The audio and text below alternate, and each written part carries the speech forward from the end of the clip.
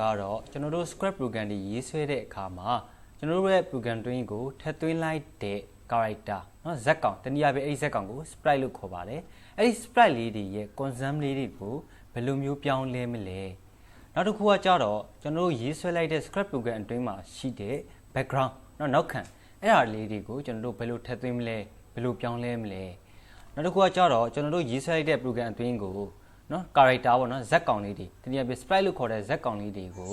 ဘယ်လိုမျိုးပြောင်းလဲပြီးတော့ထည့်မလဲเนาะဘယ်လိုမျိုးထည့်သွင်းမလဲစတာနဲ့ပါဝင်ကျွန်တော်တို့ရေးဆွဲလိုက်တဲ့ program အတွင်းကိုအတန်နဲ့ဆိုင်တဲ့ effect လေးတွေကိုထည့်သွင်းတာအသုံးချတာအဲ့ဒီချက်လက်တွေနဲ့ပတ်သက်ပြီးတော့ပြပြသွားမှာဖြစ်ပါတယ်ပထမဆုံးအနေနဲ့ concept ဆိုတာဘာလဲเนาะ concept ဆိုတာကျွန်တော်တို့အင်္ဂလိပ်အဘိဓမ္မာထဲမှာဆိုရင်တော့ word စုံလို့ဘာသာပြန်ပါတယ်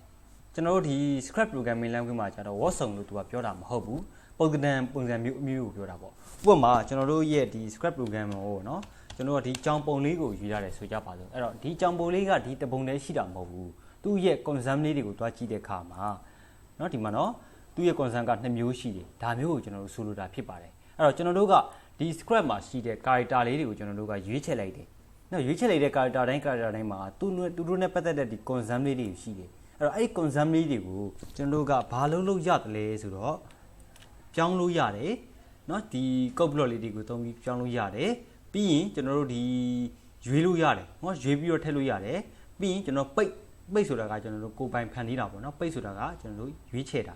နော်ရွေးချယ်ပြီးတော့ဒီရွေးချယ်ထားတဲ့ဒီ concept လေးတွေကိုကျွန်တော်တို့ကဆေးတုပ်တာတို့ဘာတို့ပေါ့နော် edit လုပ်ပြီးတော့သုံးတာနောက်တစ်ခုကကြတော့ကျွန်တော်တို့ကဒီ sprite เนาะ sprite ဆိုတာကျတော့ကျွန်တော် random ခောက်ပြီးတော့ထည့်တာเนาะနောက်တစ်ခုကကျတော့ဘာလုပ်တာလဲဆိုတော့ကျွန်တော်တို့ဒီ outlook concept ဆိုတာကကျွန်တော်တို့ဘာကျွန်တော်တို့ဒီအပြင်မှာဒီ cartoon z ကောင်ပုံစံလေးတွေကိုကျွန်တော်တို့ကဆွဲထားမယ်အဲ့ဆွဲထားတဲ့ z ကောင်ပုံစံလေးတွေကိုကျွန်တော်တို့ကဒ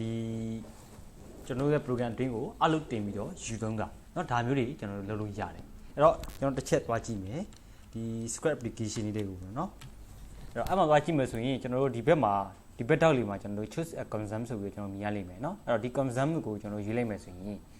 ်သူနဲ့ပတ်သက်တဲ့ဒီအရုပ်လေးတွေအများကြီးပေါ်လာတယ်အဲ့တော့ကျွန်တော်ဒီမှာ concept နဲ့ပတ်သက်တဲ့ပုံလေးတွေကျွန်တော်တို့ကိုကြိုက်တဲ့ပုံလေးတွေကိုလိုက်ပြီးတော့ယူလို့ရတယ်ဒါကတော့ကျွန်တော်တို့ရွေးတာပေါ့เนาะနောက်တစ်ခုကကျတော့ဘာလို့လဲဆိုတော့ပိတ်လို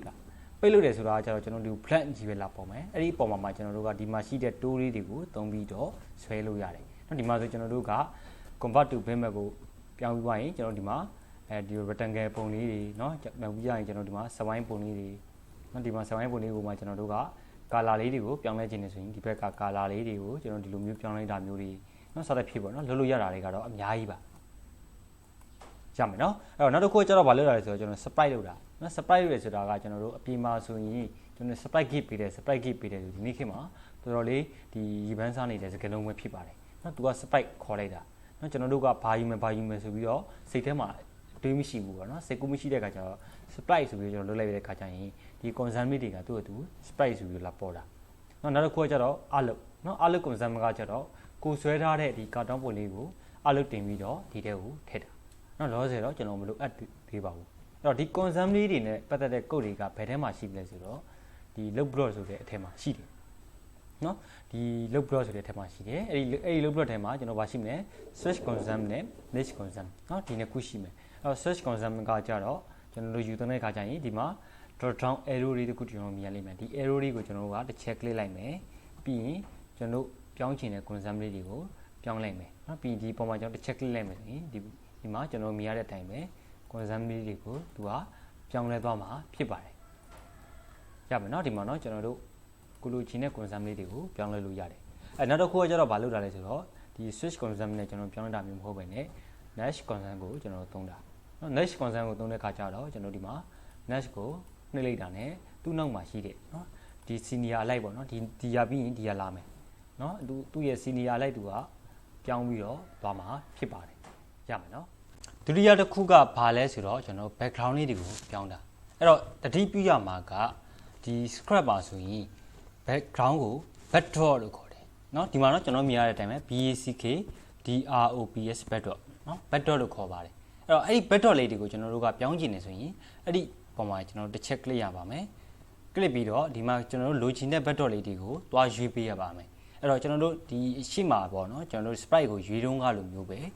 သူနဲ့ပတ်သက်တဲ့ category လေးတွေကိုကျွန်တော်တို့မြင်ရမှာဖြစ်ပါတယ်เนาะ pattern တို့ underwater တို့ space တို့ indoor တို့เนาะသူအုပ်စုနဲ့သူမျိုးစားလေးတွေခွဲခြားပေးထားပါတယ်အဲ့ဒီထက်မှာကျွန်တော်တို့ကြိုက်နေတဲ့เนาะကျွန်တော်တို့ရေးမဲ့ program နဲ့လေလျောညီထွေဖြစ်မဲ့เนาะလိုက်ဖက်မှုရှိမဲ့ backdrop လေးတွေကိုကျွန်တော်တို့ရွေးချယ်သုံးနိုင်ပါတယ်အဲ့တော့အဲ့ဒီ backdrop ကိုရွေးချယ်ရမှာလေခုနကကျွန်တော်တို့ consume တုန်းကလိုမျိုးပဲ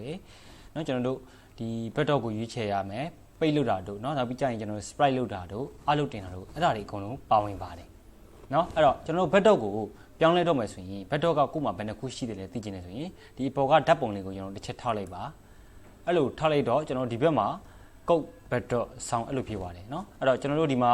consume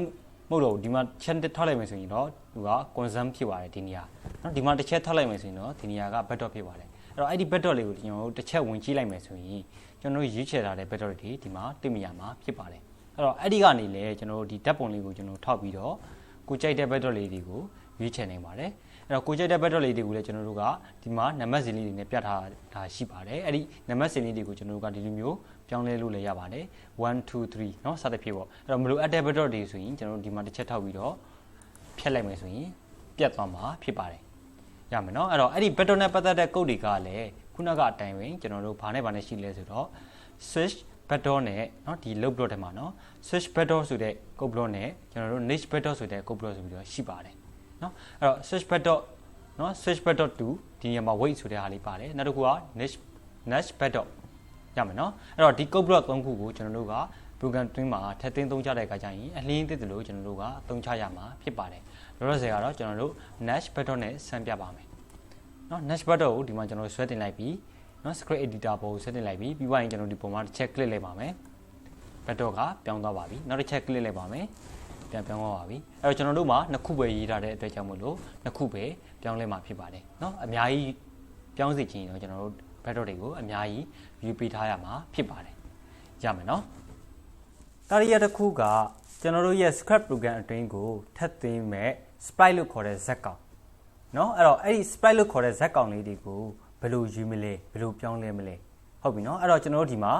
ကိုကြိုက်တဲ့လောက်ကျွန်တော်တို့ရွေးလို့ရပါတယ်ဒါကိုကျွန်တော်တို့ဒီပထမဆုံး activity ပေါ့เนาะပထမဆုံး program ရေးကလေးကကျွန်တော်ပြပြီးသွားပြီဖြစ်ပါတယ်เนาะဒီမှာကျွန်တော်တို့ကကိုလိုချင်တဲ့အရာတွေကိုဒီသူခွဲထားတဲ့အုပ်စုလိုက်ရှာဖွေပြီးတော့ယူလို့ရပါတယ်အဲ့တော့ဒီမှာကျွန်တော်အများကြီးထည့်လို့ရပါတယ် sprite တွေเนาะအဲ့တော့အဲ့လိုထည့်တဲ့နေရာမှာလည်းကျွန်တော်တို့ကသူရှိပြီးသား sprite တွေကိုရွေးပြီးထည့်မလားဒါမှမဟုတ်ရင်ကျွန်တော်တို့ဥပါဒါကျွန်တော်တို့ပိတ်ပါเนาะဆွဲပြီးတော့ထည့်မလားเนาะပိတ်ဆိုတဲ့နေရာမှာဒီလိုကျွန်တော်တို့ဖြူအောင်ပြားတစ်ပြားပဲပုံမှာဖြစ်ပါတယ်အဲ့ပုံမှာကျွန်တော်တို့လိုတလို့ဖက်ညက်ကပ်ပြီးတော့ဆွဲရမှာဖြစ်ပါတယ်ဒါမှမဟုတ်ရင်ကျွန်တော်တို့ဒီ sprite လုပ်ပြီးတော့ထည့်မလားเนาะ sprite လုပ်ပြီးထည့်တယ်ဆိုရင်တော့သူကဒီ button ခောက်ပြီးတော့เนาะကျွန်တော်တို့စီမှာလာပြီးတော့ပေါ်နေမှာဖြစ်ပါတယ်အဲ့တော့ sprite လုပ်ပြီးမထည့်ချင်ဘူးဆိုရင်ကျွန်တော်တို့ဆွဲထားတဲ့เนาะဒီအလုပ်ဆွဲထားတဲ့ဒီ counter point လေးကိုအလုပ်တင်ပြီးတော့ထည့်မလားစသဖြင့်ကျွန်တော်တို့ကထည့်လို့ရပါတယ်เนาะအဲ့တော့ဒီနေရာမှာကျွန်တော်တို့သတိပေးချင်တာတစ်ချက်ရှိပါတယ်ဒါကတော့ကျွန်တော်တို့ consume နဲ့ sprite နဲ့မတူပါဘူးเนาะ sprite ဆိုတာကဇက်ကောင်တစ်ကောင်เนาะ consume ဆိုတာကအဲ့ဒီဇက်ကောင်ရဲ့เนาะပုံပန်းတဲ့နယ်เนาะဒီနှစ်ခု꿰ရတယ်เนาะအဲ့ဒါကိုကျွန်တော်တို့ကရှင်းရှင်းလင်းသိဖို့လိုပါတယ်ဒီ consume ဆိုတာကဒီကြောင်ရဲ့ consume ဆိုတာကဒီမှာเนาะကျွန်တော်တို့ဒီမှာအဲ့တော့အဲ့လိုပဲဒီဘက်ကကျွန်တော်တို့ဒီလူတစ်ပိုင်းမြေတစ်ပိုင်းပေါ့เนาะဒီပိုင်းမြေတစ်ပိုင်းအကောင်ကြီးရဲ့ consume ဆိုတာကကျွန်တော်ဒီမှာ၄မျိုးเนาะအဲ့တော့ဒီဇက်ကောင်ပေါ့เนาะဒီလက်ပိုက်နေတဲ့ဒီမိမကြီးရဲ့ဒီကောင်တော့ဒီအမျိုးသမီးကြီးရဲ့เนาะကျွန်တော်တို့ consume ကကြတော့ဒီမှာเนาะသူစီကျွန်တော်တို့ aerobic ကနေပုံစံပေါ့เนาะဒီမှာသူကဘယ်နှခုလောက်ရှိလဲဆိုတော့73ခုလောက်ရှိတယ်เนาะဒါမျိုးတွေပေါ့အဲ့ဒါတွေကိုကျွန်တော်တို့ကသတိထားရမှာဖြစ်ပါတယ်အဲ့တော့နောက်ဆုံးတစ်ခုကတော့ကျွန်တော်တို့အတန်နဲ့ပတ်သက်တဲ့ဒီ code block လေးတွေပေါ့ကျွန်တော်တို့ဒီအတန်နဲ့ပတ်သက်တဲ့ code block လေးတွေကကြတော့ဒီ sound ဆိုတဲ့ block အုပ်စုထဲမှာပါဝင်ပါတယ်เนาะအခြေခံအဖြစ်အတန်နဲ့ပတ်သက်တဲ့ code block လေးက9မျိုးရှိပါတယ် play sound start sound stop all sound เนาะပြီးရင်ဒီမှာ change set clear เนาะပြီးရင်ဒီမှာ change เนาะ set volume စသဖြင့်ဒါမျိုးတွေရှိပါတယ်အဲ့တော့အဲ့ဒီ6ခုလုံးကိုကျွန်တော်တို့ရဲ့ program တွင်းမှာအလင်းသိတဲ့ဒီအခြေအနေချိန်ခါပုံမူတည်ပြီးတော့ကျွန်တော်တို့ကလိုက်ပြီးတော့ဆွဲရမှာဖြစ်ပါတယ်ရပါနော်အဲ့တော့ကျွန်တော်တို့ကအဲ့ဒီမှာအဓိကအသုံးများဆုံး block တစ်ခုရှိပါတယ်အဲ့ဒါကဘာလဲဆိုတော့ play sound ဆိုတဲ့ block လေးကတစ်ခုเนาะဒီ start sound ဆိုတဲ့ block လေးကတစ်ခုအဲ့တော့ဒီနှစ်ခုကတော့ကျွန်တော်တို့ကတချင်းကိုသွားစီတာပဲသို့တော့မတူညီတဲ့ချက်တစ်ချက်တော့ရှိပါတယ်ဘာလဲဆိုတော့ကျွန်တော်ဒီ start sound ပေါ့เนาะဒီ start sound ဆိုတဲ့ code block အောက်မှာ ကျွန်တော်တို့ကတခြား code block လေးတွေကိုလိုက်ပြီးတော့ထည့်ထားတယ်ဆိုကြပါစို့ကျွန်တော်တို့ဒီလိုရွေလျားတယ်ဆိုတဲ့ code block လေးတွေရယ်ဒါမျိုးတွေပေါ့နော်ကျွန်တော်တို့ go to ဆိုတဲ့ code block လေးတွေရယ်ပြီးဒီမှာကျွန်တော် glide ဆိုတဲ့ code block လေးတွေရယ်ဒါမျိုးကျွန်တော်တို့ရှောက်ပြီးတော့ထည့်ထားတယ်ဆိုကြပါစို့เนาะကျွန်တော်တို့ဒီမှာပေါ့ဒါလေးကိုကျွန်တော်တို့ကဒီလိုမျိုးထားလိုက်မယ်ဆိုကြပါစို့เนาะဒီမိမကြီးမှာပေါ့အဲ့ဒါကိုကျွန်တော်တို့ဒီမှာကျွန်တော်ဒီလိုမျိုးရွှေ့လိုက်မယ်เนาะအဲ့တော့အဲ့ဒါကိုကျွန်တော်တို့က run ခိုင်းလိုက်မယ်သူကတချင်းတန်ဖွင့်ပြီးသားနဲ့သူကတန်းပြီးတော့သွားတယ်နောက်တစ်ခုကကျတော့ဗာလဲဆိုတော့ကျွန်တော်တို့ကဒီ play sound เนาะ play sound လေးကျွန်တော်သုံးပြမယ်เนาะကျွန်တော်ဒီဘက်ထားထားမယ်